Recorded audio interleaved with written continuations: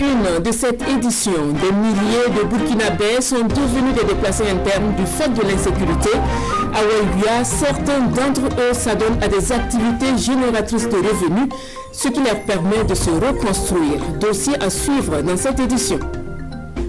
Et dans cette édition, aux États-Unis, Joe Biden a prononcé son premier discours de politique étrangère hier, un virage diplomatique par rapport aux années Trump. Le nouveau président américain a mis un terme au soutien à la coalition saoudienne au Yémen. Il a aussi gelé le retrait des troupes américaines en Allemagne. Mesdames, Messieurs, bonjour, bienvenue à cette édition de la mi-journée. C'est un exercice constitutionnel couronné par un vote des députés. Le Premier ministre était hier face à la représentation nationale pour sa déclaration de politique générale. À l'occasion, les députés ont exposé leurs préoccupations, des questions auxquelles le Premier ministre a fourni des réponses. Retour aussi ce volet questions-réponses avec Moussa Ouedraogo et Olopoda. Sécurisation du pays, cohésion sociale et lutte contre la maladie à coronavirus, voici les principaux domaines de préoccupation des élus nationaux après la déclaration de politique générale du Premier ministre. Pouvez-vous nous rassurer, Excellence, Monsieur le Premier ministre, que les populations de régions concernées par l'insécurité pourront dans un bref délai, dans quelques mois, retrouver une certaine quiétude dans les différentes régions. Il y a eu un comité national chargé de l'organisation de l'introduction du vaccin de la Covid en 2020. Nous voulons savoir à ce jour où en sommes-nous, quelle est la situation, est-ce que les Burkinabés vont être vaccinés ou non, qu'est-ce qui est prévu par le gouvernement.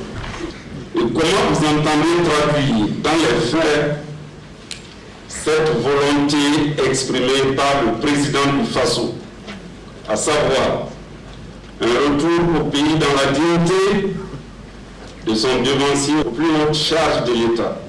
L'opposition et la majorité, chacune dans son rôle, joue ici sa partition. Tous reconnaissent les efforts des volontaires pour la défense de la patrie aux côtés des forces de défense et de sécurité dans la lutte contre le terrorisme. Toutefois, ils demandent que ces VDP soient mieux encadrés et surtout bien formés. Tout le monde sait qu'il y a une amélioration sur le front sécuritaire aujourd'hui dans notre pays. Pour diverses raisons, je ne reviendrai pas là-dessus. Mais la grande préoccupation que les uns et les autres ont, c'est la question des volontaires pour la défense de la patrie. Effectivement, votre auguste assemblée a adopté une loi en la matière. Nous sommes en train de l'opérationnaliser. Mais comme toute opération ou toute décision, il y a toujours des débuts qui sont plus ou moins difficiles parce qu'il faut s'organiser pour pouvoir apporter les réponses aux préoccupations qui se posent. La réconciliation nationale, ce n'est pas une affaire entre deux ou trois politiciens.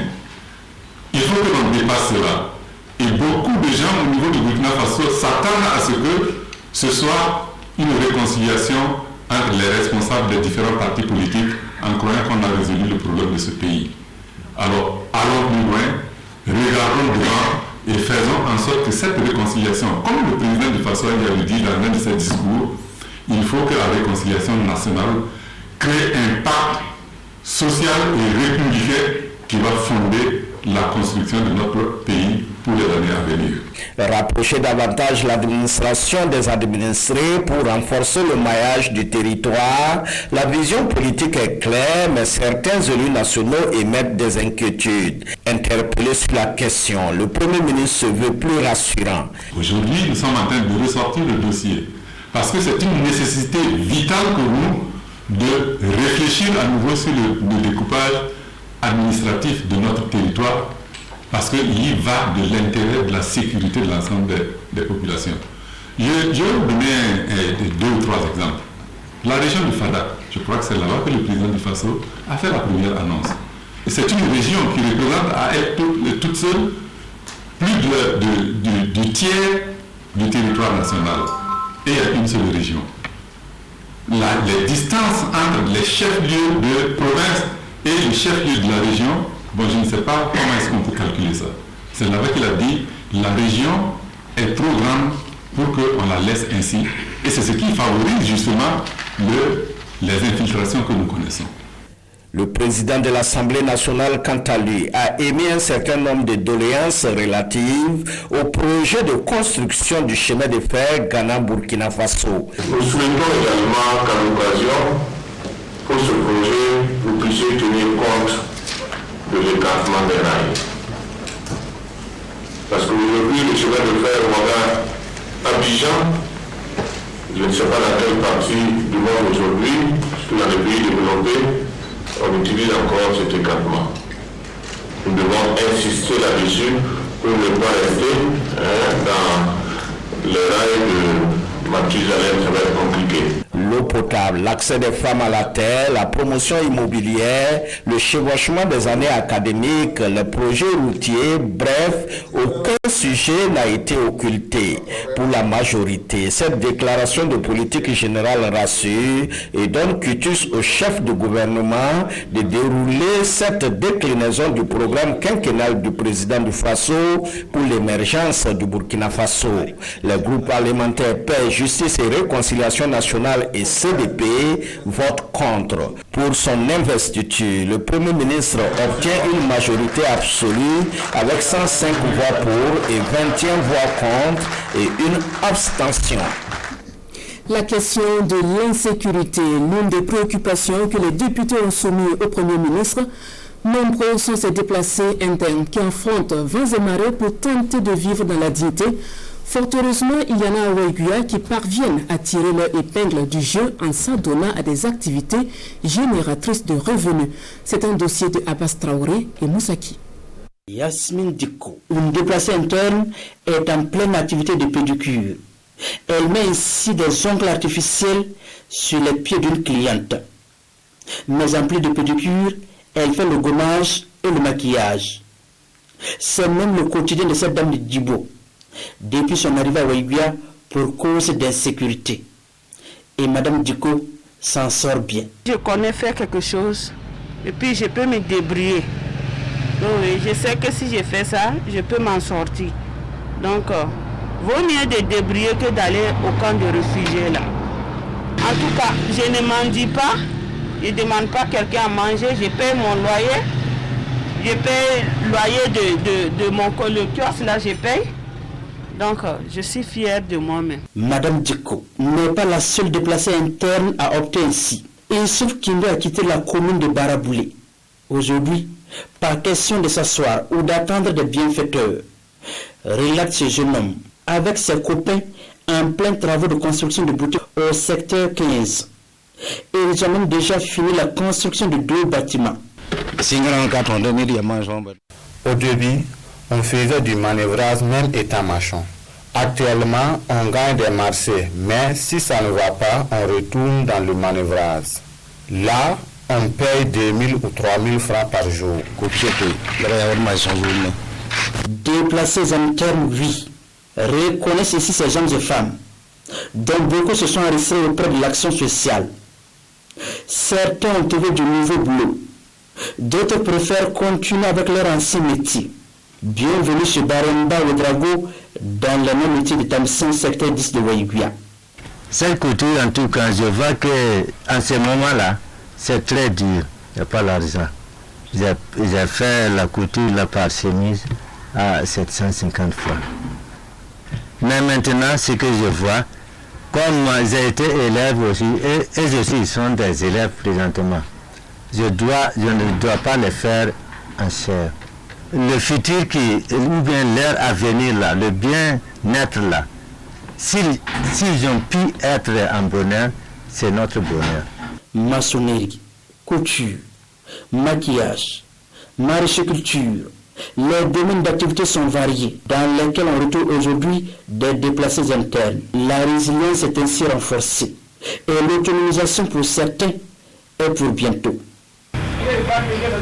Chaque jour, si je vends, si c'est possible, je peux vendre, avoir 2000 bénéfices. Je prends à chaque ce que on doit regarder ma famille avec mes enfants qui font à l'école. Et s'il y a un problème sur moi, j'enlève sur moi. La situation des déplacés internes est très complexe. parfois difficile à supporter par certains tuteurs. La seule ville de Waïguia enregistre plus de 40 000. Et ces hommes et femmes déplacés s'adressent aux autres. Je dis, c'est le travail qui paie. Il ne faut pas toujours s'asseoir, espérer qu'un ange du ciel va venir te faire un miracle, quoi. Que eux aussi n'ont qu'à chercher à travailler pour s'en sortir. Du côté de l'État burkinabé et ses partenaires, des écoles et des tentes pour logement sont construites. Un dispositif sanitaire est bien installé dans certains camps. Des projets et associations manifestent leur solidarité à l'endroit de ces déplacés internes, pour qui l'espoir de tourner cette page est déjà à l'horizon. À tous les agro-businessmen et aux producteurs maraîchers, il est désormais possible d'irriguer votre champ avec une pompe solaire. Future Pompe est un outil qui, selon son concepteur, va révolutionner la petite irrigation. Un outil rendu public hier par le biais du lancement du projet dénommé Irrigué par le solaire de l'entreprise by As Solar. Détail avec Amadou Ilboudo et Maïmouna Traoré. Ces maraîchers de Waïguia ne savent certainement pas qu'ils peuvent, en lieu et place du gaz butane, utiliser l'énergie solaire dont ils disposent en abondance pour irriguer leur jardin. Technologie à laquelle l'entreprise by As Solar a pensé en concevant cette motopompe solaire. C'est une capacité de 3,6 mètres cubes avec une capacité d'envoi de plus de 500 mètres à partir de la source. En termes de hauteur manométrique, ça peut aller jusqu'à 15 mètres en hauteur. Ça permet aux producteurs, surtout ceux qui font le maraîchage, d'économiser en termes de carburant. Ça leur permet de réduire le temps de travail parce que c'est un truc, tu le mets avec le soleil, tu peux arroser à tout moment. Ça leur permet d'avoir aussi un cadre de vie vraiment propre parce qu'il n'y a pas de bruit. Nous avons travaillé à réduire ça pour donner ça à un coût vraiment minimum de 475 000 avec une possibilité, je dis bien une possibilité parce qu'il y a des conditions de payer à tempérament. Une technologie qui a fini de convaincre ces maraîchers de Lumbila, elles qui utilisent des motopompes à gasoil.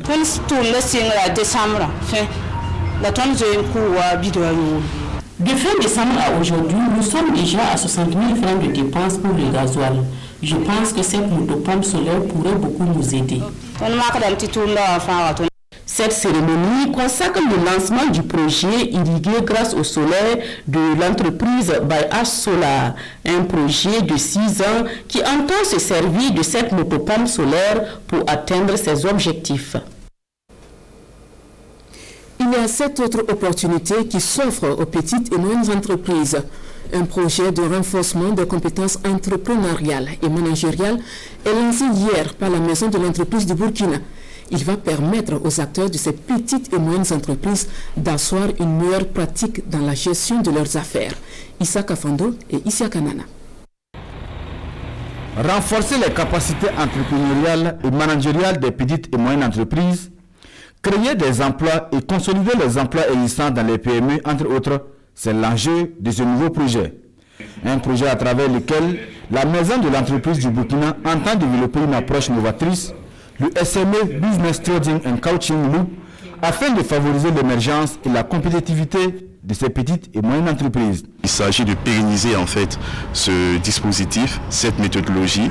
Donc la maison d'entreprise a été approchée de sorte à ce que nous puissions déployer cela dans nos outils, donc à l'endroit déjà de ces cibles-là dans un premier temps, et que plus tard nous puissions poursuivre justement la mise en œuvre de cette méthodologie à l'endroit des petites et moyennes entreprises qui sont essentiellement en milieu rural. 400 PME, dont 200 évoluant dans le secteur de l'agroalimentaire de 5 régions du Burkina, sont bénéficiaires de ce projet. Un projet financé à près de 745 millions de francs CFA par la coopération allemande pour le développement GZ et l'agence belge pour le développement INABEL. ProSIV est un programme pour le Centre d'innovation vert. Donc, on travaille pour améliorer la chaîne de valeur, surtout de sésame et de riz, mais aussi pour impliquer des innovations vertes au terrain qui peut améliorer dans la vie rurale. On a un volet aménagement hydro-agricole.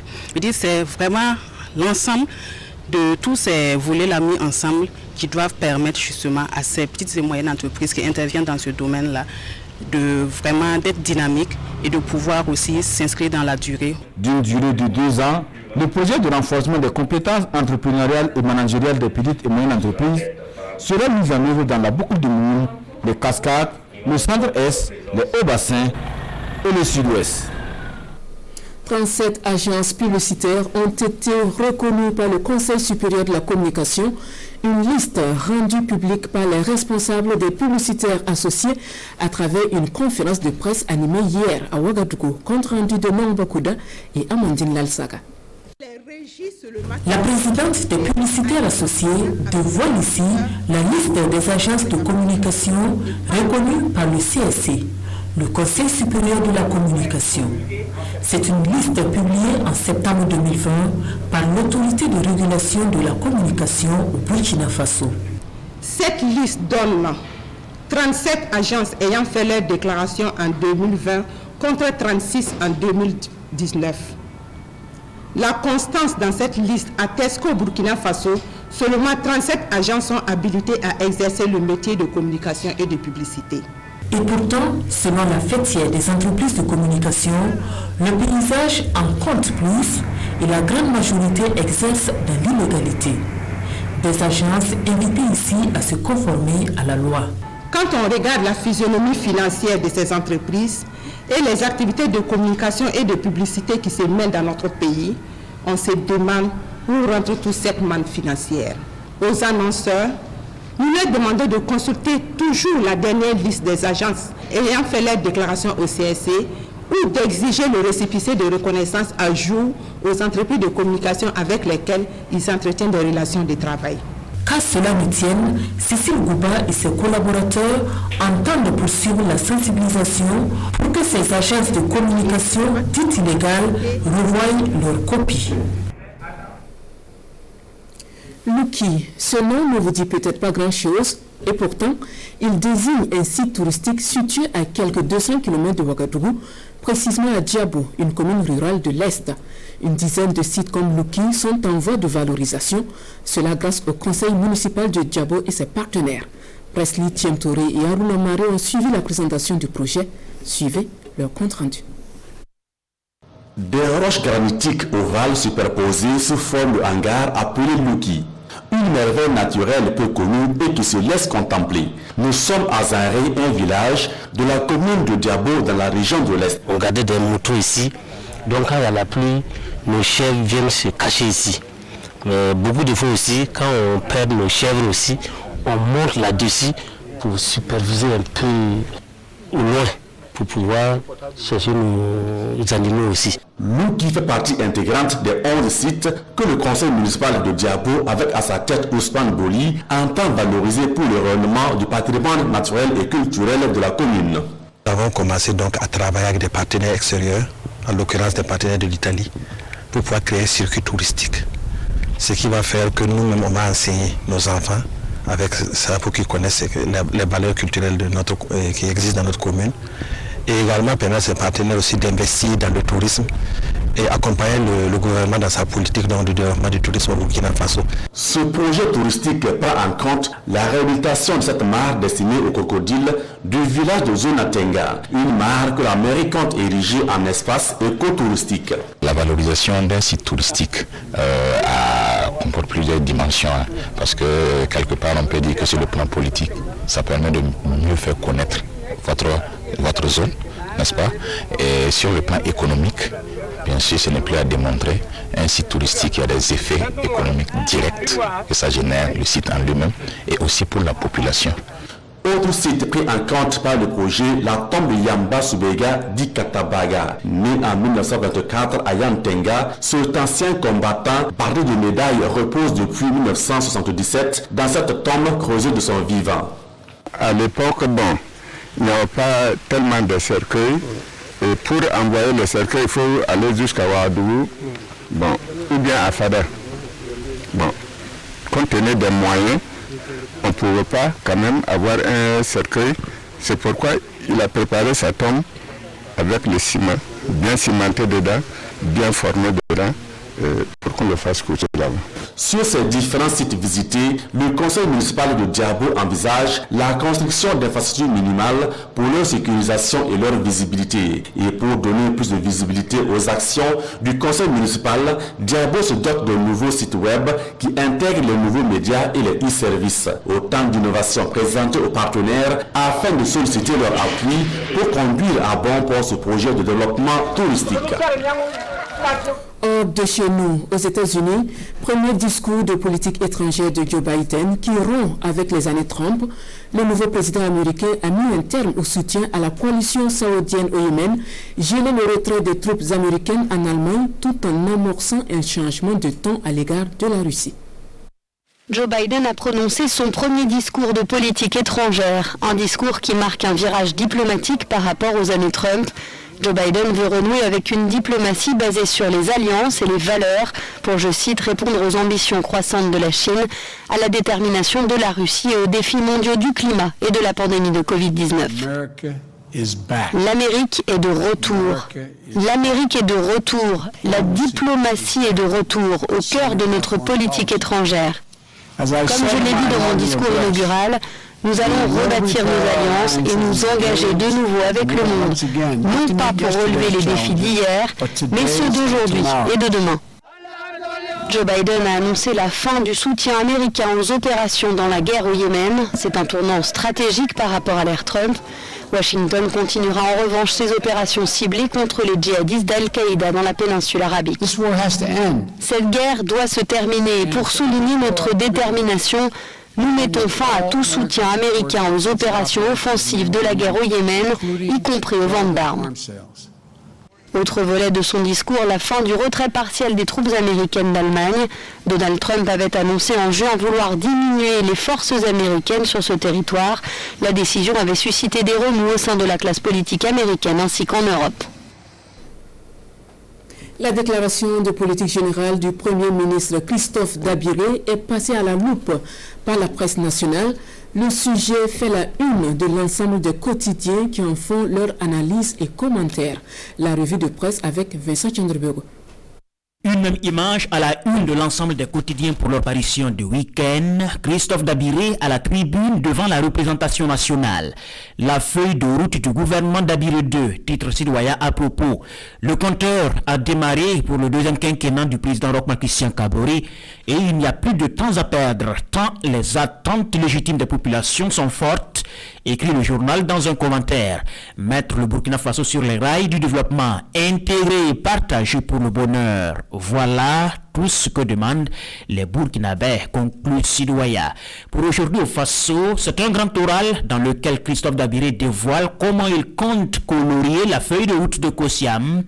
Et séance tenante, un contrat d'objectif est signé devant les députés, ajoute le journal dans un édito.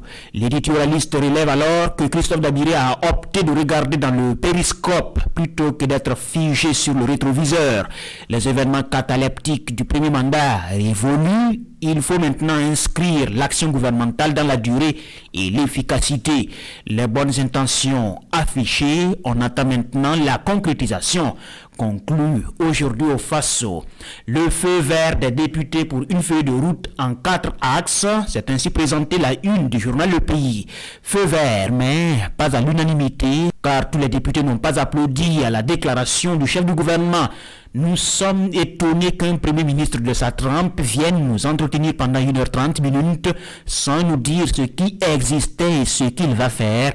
C'est l'avis d'Idi Kombouiro, désormais chef de file de l'opposition politique. Dans le journal Le Quotidien, un maçon nommé Christophe Dabiré est désormais attendu au pied du mur. Il n'y aura plus de circonstances atténuantes comme les années passées, car les problèmes sont déjà connus. Il faut aller aux actions concrètes pour le bien-être de tous, conclut le journal. Voilà qui referme cette édition de la mi-journée. Merci de votre attention. Dans un instant, la version de l'information en langue nationale. Bon après-midi à tous.